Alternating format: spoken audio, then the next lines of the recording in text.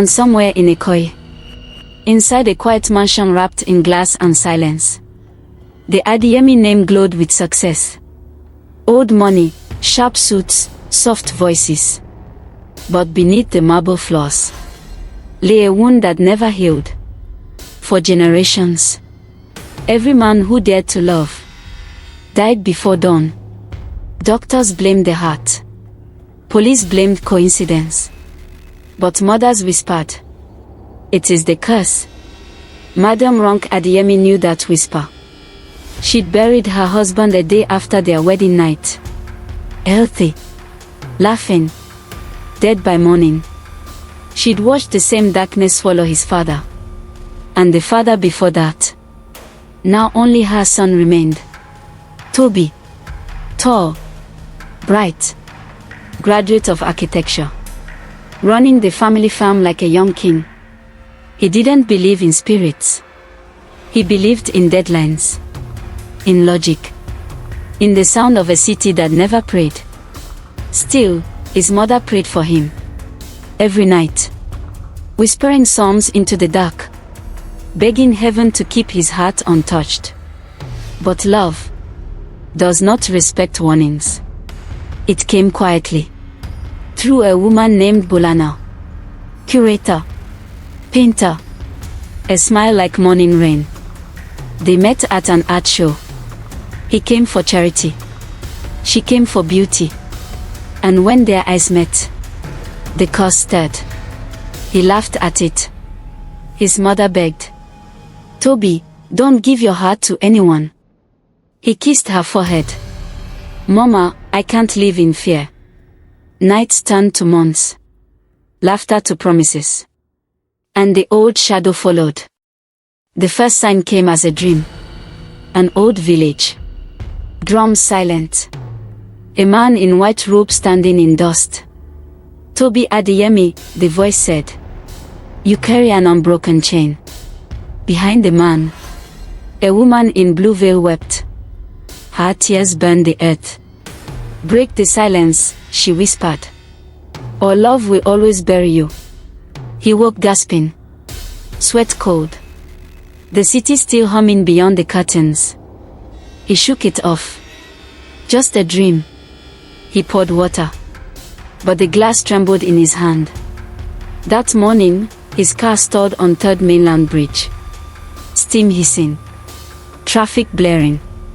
He stepped out and saw a tall figure at the roadside. White garment. Bare feet. Eyes calm like storm clouds. "Good morning, Tobi Adeyemi." Tobi froze. "Do I know you?" "My name is Pastor Daniel," the man said. "Heaven sent me to your bloodline." Before Tobi could answer, Daniel touched the bonnet. The engine roared back alive. "When the third dream comes," the pastor said, "find me before night." And he walked away through moving traffic. Untouched. Tobi didn't speak of it. But his mother's hands shook at dinner. "You saw him, didn't you?" "How do you?" "Because he came when your father's heart slowed. When my screams filled this house."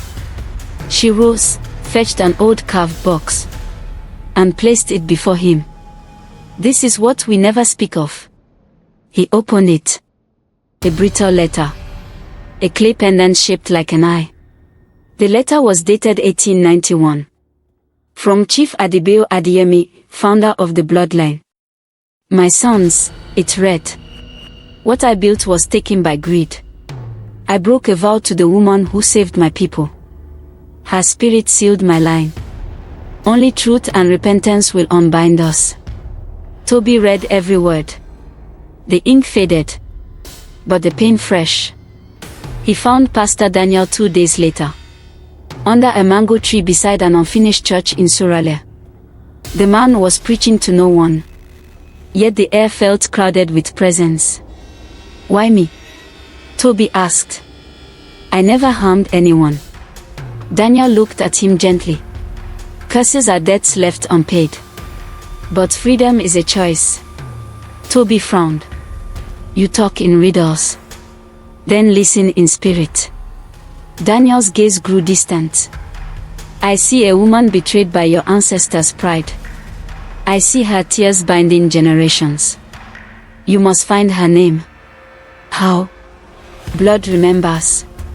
Pray. Search.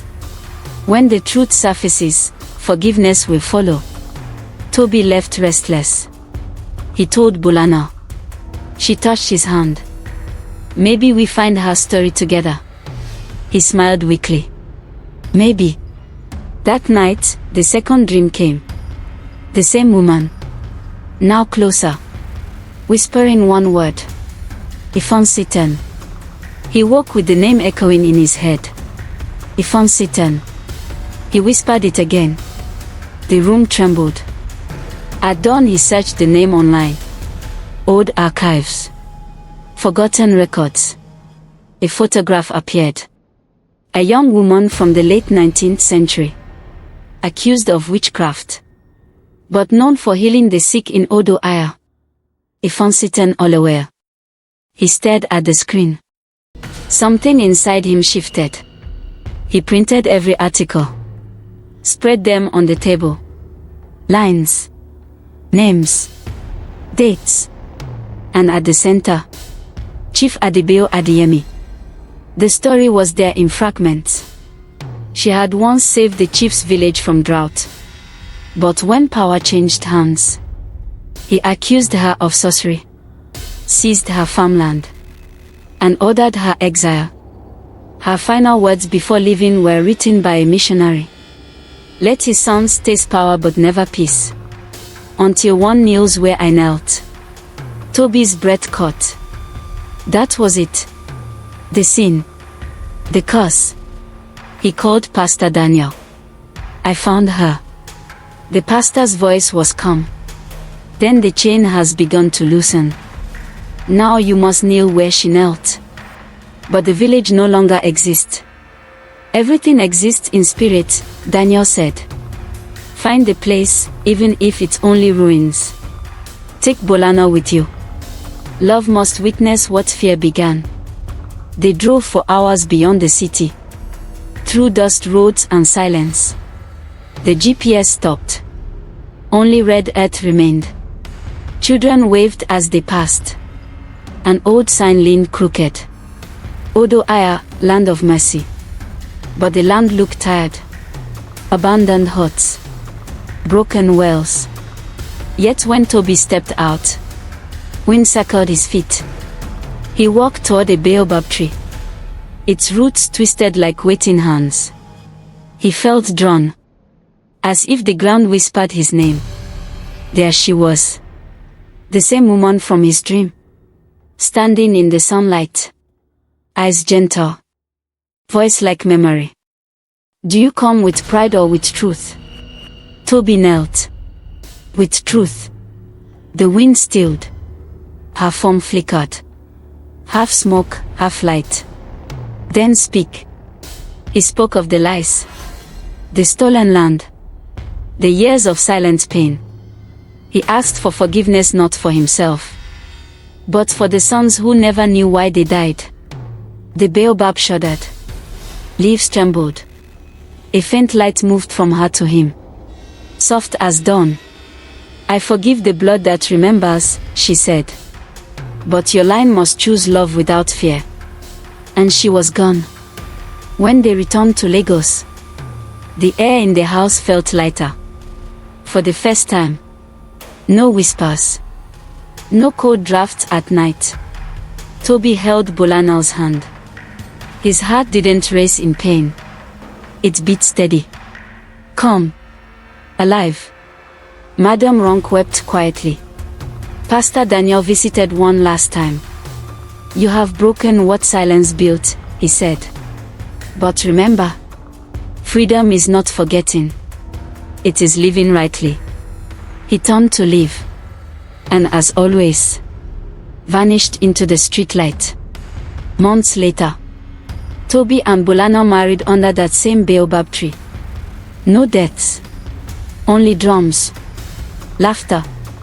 The sky wide open. At the reception, an old woman approached. Wrinkled face, bright eyes. She pressed a small clay pendant into his hand, shaped like an eye. My grandmother told me to give this to the man who made the wind quiet again. He looked at the pendant. It was the twin of the one from the box. He smiled. The past had returned only to bless.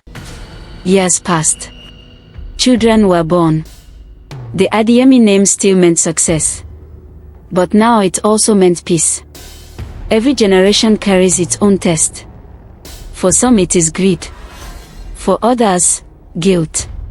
For the Adeyemis, it was learning that love, real love, requires truth. And sometimes, truth travels through pain to reach light. So when next you hear of a family bound by mystery, remember this: curses are not stronger than repentance, and bloodlines can be rewritten when one heart finally kneels. If this story touched you, share it. Let it remind someone that forgiveness breaks chains. And if you believe in stories that heal and teach, subscribe to the Story Baobab, where every root hides a lesson, and every lesson blooms again.